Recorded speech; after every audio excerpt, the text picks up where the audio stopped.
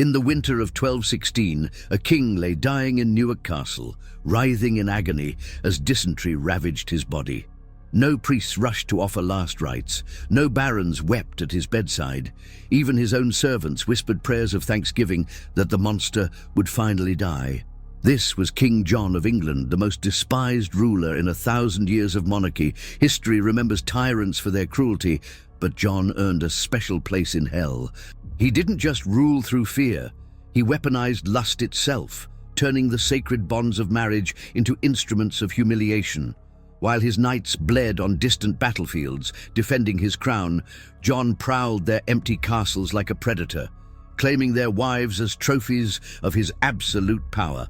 The chronicles of medieval England overflow with tales of wicked kings, but even hardened historians struggle to find words for John's depravity.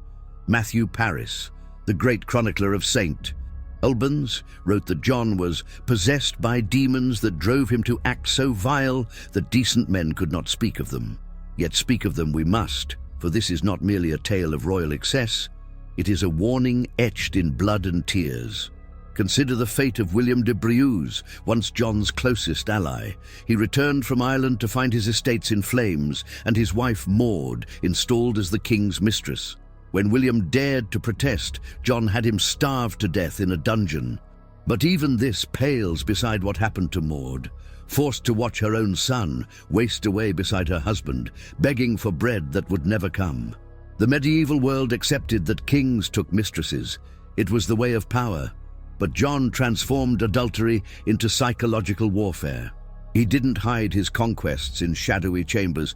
He paraded them at court, forcing cuckolded husbands to bow before their own wives, now dressed in royal silks and dripping with jewels paid for by stolen taxes. One Norman knight, returning from the Crusades, discovered that John had not only bedded his wife, but had forced her to send letters detailing their encounters. The king read these aloud at feasts, laughing as the broken man stood in silence, bound by feudal oaths that made resistance tantamount to treason. This was John's particular genius for cruelty.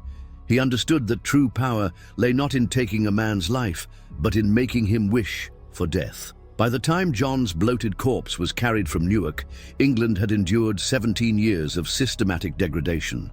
The Magna Carta, forced upon him by desperate barons, stands as history's greatest rebuke to tyranny. But no charter could restore the wives defiled, the families destroyed, or the honor ground to dust beneath a monster's crown.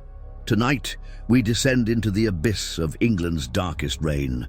This is the story of King John, the man who turned a throne into a torture chamber and a crown into a curse. Lock your doors, dear viewers, for even 8 centuries later, his shadow still has the power to chill the blood. To understand how a prince became a predator, we must first examine the poisoned soil from which King John grew. Born on Christmas Eve 1166, John entered a world already torn apart by his own family's savage ambitions. He was the youngest son of Henry II and Eleanor of Aquitaine, a coupling that produced not children but weapons in human form. The Angevin dynasty into which John was born ruled through calculated brutality.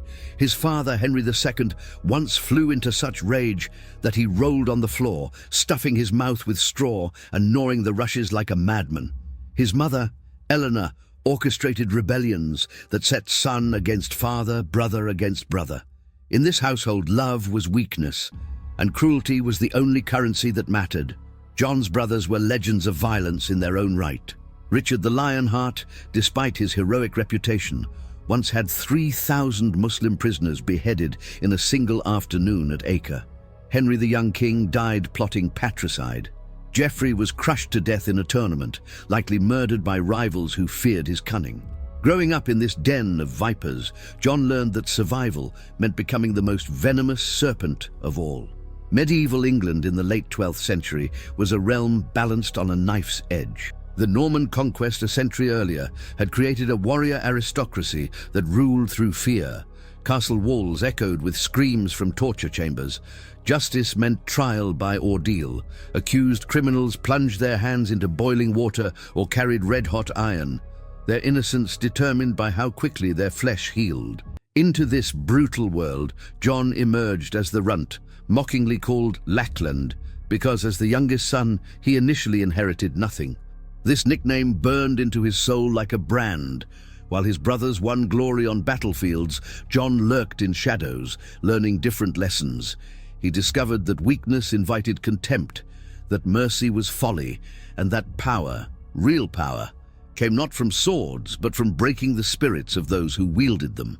The church, supposedly a moral counterweight to royal excess, had been corrupted into another tool of control. Bishops owned vast estates worked by serfs who differed from slaves only in name. Monasteries hoarded wealth while peasants starved. The very priests who preached about the sanctity of marriage kept concubines and sold God's forgiveness to the highest bidder. In such a world, John's later debaucheries seemed almost logical extensions of existing hypocrisy. John's education was extensive but twisted. He could read and write in 3 languages, rare for a prince of his time. He studied law and administration, becoming a master of legal manipulation. But where other princes learned chivalry and honor, John absorbed only the mechanics of power. He understood that laws were chains to bind others, never himself. The moment that perhaps sealed John's fate came in 1189. His father, Henry II, lay dying, betrayed by Richard and abandoned by his allies. John, who had remained loyal, expected rewards. Instead, the dying king discovered that John, too, had secretly negotiated with his enemies. Henry's last words were, "Is it true that John, my heart, John whom I loved more than all my sons, has forsaken me?" He died calling John the worst of his children, a curse that would prove prophetic. When Richard the Lionheart died from a crossbow bolt in 1199, John's path to power was far from clear. By all rights, the crown should have passed to Arthur of Brittany, the 12-year-old son of John's deceased elder brother Geoffrey.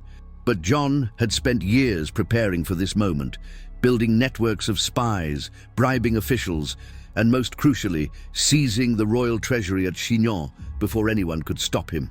The speed of John's coup stunned contemporaries. Within days of Richard's death, while Arthur's supporters still debated their response, John had himself crowned at Westminster. The ceremony was a travesty. Several bishops refused to attend, and those who did reported strange omens. A bat flew through the abbey during the coronation, and the crown slipped from John's head as it was placed, clattering on the stone floor with a sound that witnesses said resembled a death knell. John's first acts as king revealed the monster beneath the crown. He immediately ordered the arrest of anyone who had supported Arthur's claim. William de Roche, who had sheltered the boy, was forced to watch as John's soldiers ransacked his castle and violated his wife and daughters. This was not mere political retribution. It was a declaration that traditional bounds of warfare no longer applied. The fate of Arthur himself remains one of history's darkest mysteries. John captured his nephew in 1202 at the Battle of Marbo. What happened next varies depending on the chronicle, but all agree on the horror of it. Some say John murdered Arthur with his own hands in a drunken rage. Others claim the boy was blinded and castrated before being thrown into the Seine. William de Briouze, who was present, later let slip that John had killed Arthur while possessed by the devil. Medieval kings had killed rivals before, but the murder of a child and one's own nephew crossed a line that even that brutal age recognized. The French chronicler Guillaume le Breton wrote that nature herself recoiled from John's crime. More practically, it gave Philip Augustus of France the perfect excuse to declare John's continental lands forfeit, beginning the collapse of the Angevin Empire. John's response to this crisis revealed his true nature. Rather than rally his barons for war, he turned inward, becoming obsessed with pleasure and paranoia. He began his notorious practice of taking hostages from noble families, particularly their wives and daughters, claiming he needed guarantees of loyalty. In reality, he was building a harem of the unwilling. The Queen, Isabella of Angoulême, became the first victim of John's new regime. Married to him at age 12, she endured nightly horrors that courtiers only hinted at in whispers. John would force her to watch as he bedded other women, sometimes in their own marriage bed. He particularly enjoyed corrupting virgins on their wedding nights, claiming the ancient and despised right of first night that even his predecessors had abandoned. By 1204, John had lost Normandy, Anjou, and most of his French territories through a combination of military incompetence and moral degeneracy. While Philip Augustus besieged his castles, John lay in bed with Suzanne de Warenne, wife of one of his own commanders. When messengers arrived with news of another defeat, John reportedly laughed and said, "Let Philip take the stones. I have taken what cannot be recovered." John's systematic assault on the marriage beds of England's nobility was not mere lust. It was a calculated campaign of psychological domination. Unlike his predecessors who took mistresses quietly, John transformed adultery into a public spectacle designed to break the spirits of those who might oppose him. His court became a theater of humiliation, where broken men were forced to serve wine to their own wives, now royal concubines. The king maintained a network of procuresses, led by a woman known only as Black Margot, who scoured the kingdom for beautiful wives of absent knights. These women would arrive at court on pretexts, a legal dispute, a plea for royal favor, only to find themselves trapped in John's web. Those who resisted faced not just personal violation, but the destruction of their entire families. Consider the case of Eustace de Vesci, one of England's most powerful northern barons. His wife Margaret was renowned for her beauty and virtue. John summoned her to court, ostensibly to serve as a lady-in-waiting to Queen Isabella. When Eustace protested, John had him arrested on trumped-up charges of treason. For 3 months, Eustace languished in the Tower, while John paraded Margaret through the court as his newest conquest. The psychological torture extended beyond the act itself. John would force cuckolded husbands to attend intimate dinners where he would feed their wives by hand, describing in graphic detail their activities of the previous night. Robert Fitzwalter, whose wife Matilda became one of John's victims, was made to stand guard outside the royal bedchamber while John defiled her, listening to her cries. John's treatment of these women revealed depths of depravity that shocked even medieval sensibilities. He would brand his conquests with hot irons, marking them as royal property. Some he shared with his mercenary captains as rewards for loyalty. Others he discarded when pregnant, forcing their husbands to raise children that all knew were royal bastards, living reminders of their humiliation. The Church's response to these outrages was initially muted. Many bishops owed their positions to royal favor and feared John's wrath. But when John seized the wife of a papal legate visiting England, even Rome could no longer remain silent. Pope Innocent III wrote that John had transformed the court of England into a brothel more vile than Sodom. Perhaps most disturbing was John's corruption of justice itself. He would hold mock trials where husbands were forced to publicly accuse their own wives of adultery, providing evidence of their willingness to serve the king. These theatrical displays served multiple purposes. They humiliated the victims, entertained John's sycophants, and created legal pretexts for seizing the lands of those who resisted. The chronicles record that John kept a special chamber, fitted with mirrors, where he would force husbands to watch him with their wives. One Welsh prince, Llewellyn ap Iorwerth, discovered that John had been sending his mercenaries to kidnap Welsh noblewomen for this purpose. When Llywelyn protested, John had the man's young son castrated and sent the severed parts to the father in a silk purse. The winter of 1208 marked a turning point in John's reign of sexual terror. Having exhausted the wives of his immediate court, he instituted what chroniclers called the progress of shame, royal tours specifically designed to prey upon the nobility across England. These journeys followed a grotesque pattern that transformed the traditional royal progress into a moving carnival of degradation. John would arrive at a castle with an army of mercenaries, demanding hospitality that the lord could not refuse without committing treason. Once inside, he would survey the household like a wolf selecting sheep. The lady of the manor would be commanded to organize a feast, during which John would openly evaluate her and her daughters, discussing their physical attributes with his companions as if they were livestock at market. The most infamous of these visits occurred at Knaresborough Castle in Yorkshire. William de Stuteville, the castle's lord, was fighting John's wars in Ireland. His wife, Helewise, had prepared a magnificent welcome, hoping to secure royal favor. Instead, John occupied the castle for 3 weeks, during which Helewise simply disappeared from all records. When she finally re-emerged, witnesses described her as broken in mind and body, speaking only in whispers of demons and hellfire. John perfected a system of legal rape through forced contracts. He would compel noble women to sign documents declaring their voluntary submission to royal pleasure in exchange for their husbands' lives or freedom. These documents, written in Latin that many victims couldn't read, became weapons to silence protest. Any woman who later claimed assault was shown her own seal on a parchment declaring her willingness. The royal household developed elaborate rituals around these conquests. John employed a master of the bedchamber whose sole duty was preparing unwilling women for the king's attention.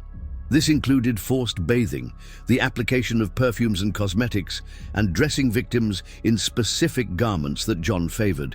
The psychological torture of this preparation often broke women before John even touched them. Financial extortion accompanied sexual predation. John would impose massive fines on nobles whose wives had entertained him, claiming payment for royal attention bestowed. Gerard d'Artey, one of John's most brutal enforcers, kept detailed ledgers recording these transactions. One entry reads, "From William de Mowbray, 1,000 marks for the king's 3-night comfort with his lady, and 500 additional marks that his majesty might not visit again." The corruption spread through the entire royal administration. John's sheriffs and bailiffs understood that providing attractive women to the king earned rewards. They would arrest women on false charges, threatening torture unless they agreed to seek royal mercy in person. The very systems meant to protect subjects became mechanisms for their exploitation. Medical knowledge of the time was primitive, but court physicians recorded an epidemic of mysterious ailments among noblewomen after royal visits. Pregnancies from these encounters created succession crises, as husbands refused to acknowledge children they knew were not theirs. John delighted in these disputes, often intervening to ensure his bastards inherited estates, further humiliating the legitimate bloodlines.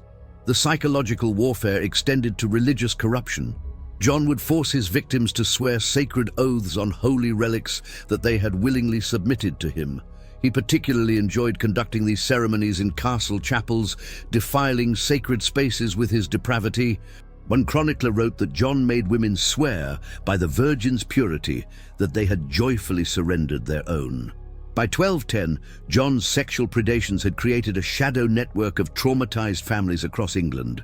Husbands returned from wars to find their wives transformed, some driven mad by shame, others bearing children with the unmistakable Plantagenet features. The social fabric of Norman nobility, built on bloodlines and honor, was being systematically torn apart by one man's calculated lust. The case of Hugh de Neville, John's chief forester, illustrates the king's particular cruelty toward even his most loyal servants. Hugh had served John faithfully for years, managing the royal forests that provided much of the crown's income. As reward, John seduced Hugh's wife, Joan, then appointed her brother to Hugh's position, forcing Hugh to train his replacement while living with his daily humiliation. John developed increasingly elaborate methods of torture. He would sometimes pretend to gift a nobleman's wife to one of his mercenary captains, only to reclaim her at the last moment, leaving both husband and wife uncertain whether the violation had occurred. This psychological torment often proved more destructive than physical assault, creating suspicion and doubt that poisoned marriages forever. The records of Worcester Cathedral contain desperate letters from this period. One, from a Lady Rohise de Clare, begs the bishop to annul her marriage because she can no longer bear her husband's presence after what John did to her. Another, unsigned but authenticated by its seal, simply reads, "I have looked upon the face of Satan, and he wears a crown. Pray for my soul, for my body is already damned." John's violation of sanctuary shocked even hardened warriors.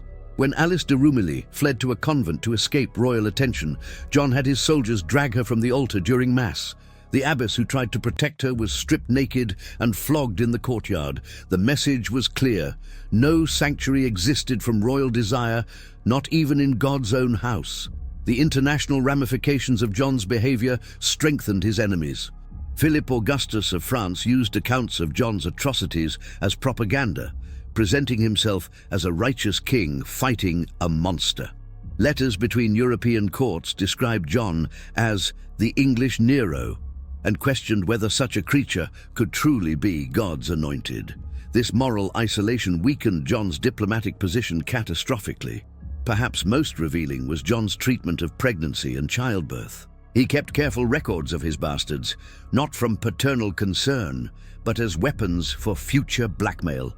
He would threaten to publicly acknowledge these children, destroying their mothers' reputations and their legal fathers' bloodlines. Some women chose suicide rather than bear this shame. The Thames yielded numerous noble corpses during John's reign, women who left notes speaking of royal dishonor. The economic impact was devastating. Noble families bankrupted themselves, paying John's extortionate fines to avoid his attention. Others fled to France or Scotland, abandoning ancestral lands rather than risk their women falling into royal hands. The very backbone of England's military feudalism, the loyalty between lord and vassal, was being corroded by fear and shame. By 1212, John had created something unprecedented in English history, a coalition of victims united not by political ambition, but by personal anguish. Secret meetings were held in monasteries where broken men shared their stories and plotted revenge. The chronicles speak of the Brotherhood of Horns, cuckolded nobles who swore blood oaths to destroy the king who had destroyed their lives. Their opportunity would come sooner than anyone expected. The year 1213 marked the beginning of John's downfall, triggered not by foreign invasion or noble rebellion, but by the collective anguish of England's violated women. The catalyst was Matilda de Brao's, who committed an act of unprecedented courage that would echo through history. When John demanded her eldest daughter as a hostage, everyone understood what this meant. Matilda publicly refused, declaring before the entire court that she would not deliver her daughters to a man who had murdered his own nephew and defiled half the wives of England. John's response was swift and merciless. He besieged Corfe Castle, where Matilda had taken refuge with her son. When they were captured, John devised a punishment that exceeded even his usual cruelty. Mother and son were imprisoned in a single cell at Windsor Castle and left to starve. Guards reported that in her final days, Matilda had gnawed the flesh from her dead son's cheeks in desperate hunger. When news of this horror spread, even John's mercenaries were shaken. The Baron's response to Matilda's martyrdom was unprecedented. Stephen Langton, the Archbishop of Canterbury, whom John had previously expelled, returned from exile with papal authority to organize resistance. In secret meetings at St. Paul's Cathedral, Langton read aloud testimonies from noblewomen detailing John's assaults. Hardened warriors wept openly as they heard accounts from their own wives and daughters. The Church finally found its courage. Pope Innocent III had already excommunicated John for other offenses, but now he went further, releasing all Englishmen from their oaths of loyalty to a king he declared possessed by Satan's own lust. Priests across England began refusing to conduct services in royal castles, declaring them spiritually polluted by John's presence. The coalition against John was unique in medieval history. It united groups traditionally at odds. English barons stood alongside Welsh princes, Scottish lords beside French knights, all bound by shared humiliation. William Marshal, England's most respected noble and initially John's supporter, switched sides after John attempted to seduce his daughter-in-law while his son lay dying from battle wounds. John's attempts to buy loyalty with conquered women backfired catastrophically. When he offered Robert Fitzwalter the wife of a rival baron as compensation for taking his own wife, Robert responded by raising the standard of rebellion in London. His battle cry for God and violated honor became the rallying call of the baronial revolt. The military campaign that followed was marked by unusual brutality even for medieval warfare. John's mercenaries, mostly routiers from Brabant and Gascony, had participated in their master's sexual crimes and knew they could expect no mercy. They fought with desperate savagery, while the Baron's forces were driven by a righteous fury that made them equally merciless. The siege of Rochester Castle in late 1215 exemplified the war's personal nature. John had used the castle for some of his most depraved entertainments, and its walls had witnessed countless violations. When it finally fell to the rebels, they discovered detailed records John had kept of his conquests, names, dates, and grotesque descriptions that served as trophies of his dominance. These documents were publicly burned in a ceremony that one chronicler described as an exorcism of England's shame. The events at Runnymede in June 1215 have been celebrated as the birth of constitutional monarchy, but contemporary accounts reveal a much darker genesis. The Magna Carta was not merely a political document. It was a desperate attempt to cage a sexual predator who happened to wear a crown. Hidden among its clauses about taxation and justice were provisions specifically designed to end John's reign of sexual terror. Clause 54, often overlooked by historians, stated that no man shall be arrested or imprisoned on the appeal of a woman for the death of any person except her husband. This seemingly obscure provision was actually a direct response to John's practice of having women fabricate accusations against their own husbands to facilitate royal access.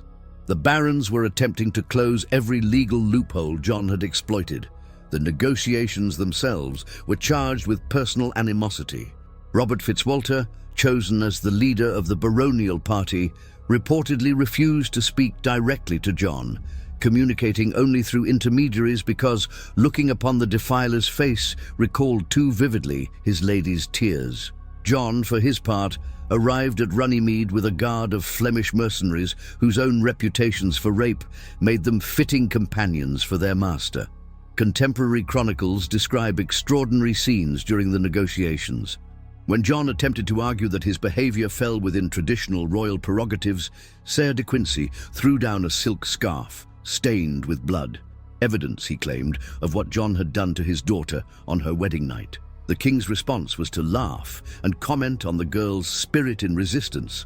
The Archbishop of Canterbury, Stephen Langton, played a crucial mediating role, but even he struggled to contain his disgust. During one session, when John made a crude jest about having sampled the wives of most men present, Langton reportedly had to be physically restrained from striking the king. The Archbishop later wrote that negotiating with John was like reasoning with a rabid dog that wore a crown. The document's emphasis on lawful judgment and due process was revolutionary, but it grew from intensely personal grievances. The barons had experienced firsthand how John perverted justice to facilitate his predations. They insisted on clause after clause limiting royal power, each one addressing specific abuses they or their families had suffered. John signed the charter, but everyone present knew he had no intention of honoring it. Even as he affixed his seal, witnesses reported that he muttered threats against the wives and daughters of his opponents. William de Mowbray later testified that John whispered to him, "Your lady was sweetest when she wept. Perhaps she'll weep again when I'm free of these chains." The immediate aftermath proved the baron's suspicions correct. John repudiated the charter within weeks, claiming he had signed under duress, but more tellingly, he immediately resumed his predatory behavior, targeting specifically the wives of those who had forced his signature. It was as if the humiliation at Runnymede had only intensified his compulsions. Pope Innocent III's annulment of the charter has puzzled historians, but contemporary letters reveal the complex dynamics. While the Pope officially sided with John as the Church's vassal, he privately wrote to the English bishops, expressing horror at crimes that cry out to heaven for vengeance. The papal annulment came with secret instructions to English clergy to continue protecting women seeking sanctuary from royal lust. The final year of John's life, from late 1215 to October 1216, witnessed a descent into madness that horrified even his enemies. As the Barons' rebellion transformed into full civil war with French intervention, John's sexual violence evolved into something approaching demonic possession. Contemporary chroniclers struggled to describe behaviors that seemed to transcend mere human depravity. John's mental state deteriorated catastrophically after Runnymede. He would wake screaming from nightmares, claiming to see the faces of women he had violated surrounding his bed. His physician, Master Alexander, recorded that the king required increasing doses of wine mixed with poppy to sleep. And even then, would claw at invisible phantoms, begging forgiveness from women who weren't there. The king's paranoia reached psychotic levels. He became convinced that the barons were sending their wives to seduce and assassinate him. In response, he would have any woman who approached him stripped and searched for weapons, a process he personally supervised with obvious pleasure. Several ladies seeking legitimate royal justice were subjected to this humiliation before fleeing in terror. Military defeats accelerated John's psychological collapse. When London fell to the rebels and Prince Louis of France, John retreated to his strongholds in the west, dragging with him a train of captive women he called his insurance. These hostages were subjected to increasingly bizarre rituals. John would dress them in his mother Eleanor's gowns and force them to act out scenes from his childhood, seeking some twisted comfort in these demented play acts. The testimony of Nicola de la Haye, one of the few women to hold a castle in her own right, provides unique insight into John's final madness. When he arrived at Lincoln Castle, which she commanded, he alternated between trying to seduce her and accusing her of witchcraft. She reported that he would spend hours reciting the names of women he had conquered, as if cataloguing his crimes could somehow absolve them. Roger of Wendover recorded that John's body was betraying him as his mind collapsed. He developed running sores that wouldn't heal, which court physicians privately attributed to sexual diseases. His appearance became increasingly repulsive, bloated with drink, stinking from his festering wounds, his remaining teeth blackened. Yet still he pursued his predations with mechanical compulsion. The loss of his treasure in the Wash in October 1216 triggered John's final breakdown. Among the gold and jewels swept away by the tide were his personal trophies, rings, locks of hair, and garments taken from his victims. Witnesses said he wept not for the monetary loss, but for these mementos, calling out women's names as he watched the waters claim his sick souvenirs. John's last days at Newark Castle were a fitting end to a monstrous life. Dying of dysentery, which some contemporaries claimed was divine judgment manifesting as a disease of corruption, he oscillated between begging God's forgiveness and boasting of his conquests.